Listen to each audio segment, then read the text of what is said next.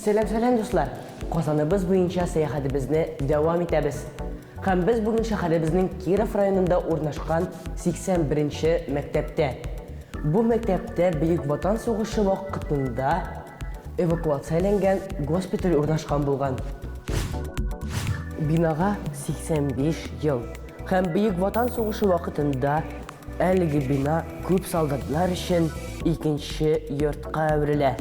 Bölmelerde o'rinlar yetmaganlikdan yaralılar koridorda da yotganlar.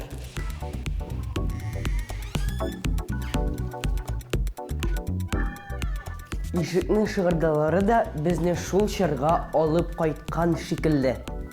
Мәктәп партлары урынында кроватлар.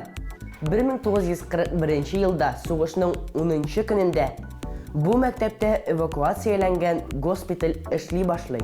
Мәктәпнең укытучылары һәм 10-нчы сыйныф укучылары фронтка китәләр. Өлкән сыйныф укучылары Казанның дары заводында эшли башлыйлар. Мәктәп 7 еллыкка әверелә һәм башка бинага күчә.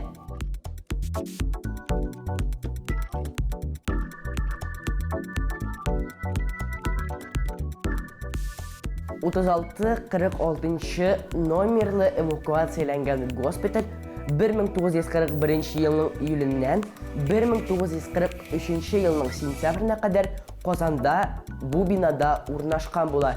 Аннары соң ул Калуга өлкәсенә күчә һәм Берлинга кадәр барып җитә. Бөек Ватан сугышы вакытында республикабызда шундый 70 госпиталь ачыла. Һәм сугыш дәврендә алар 334 мең яралыны кабул итә. Мәсәлән, 1942 елның июлендә генә хирурглар 1440 операция ясыйлар.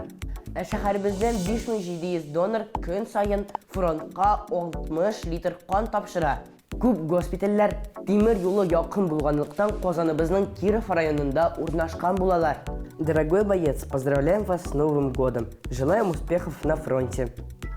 Бу открытканы 81-нче мәктәпнең 5-нче В сыйныфы укучысы Слесарева Людмила фронтка җибәрә. Бу открытка 17 яшьлек Михаил Талюкинга барып эләгә. Калган сугышчан елын егет шушы открытка белән үтә һәм аны үзенең гимнастерка кесәсендә саклый.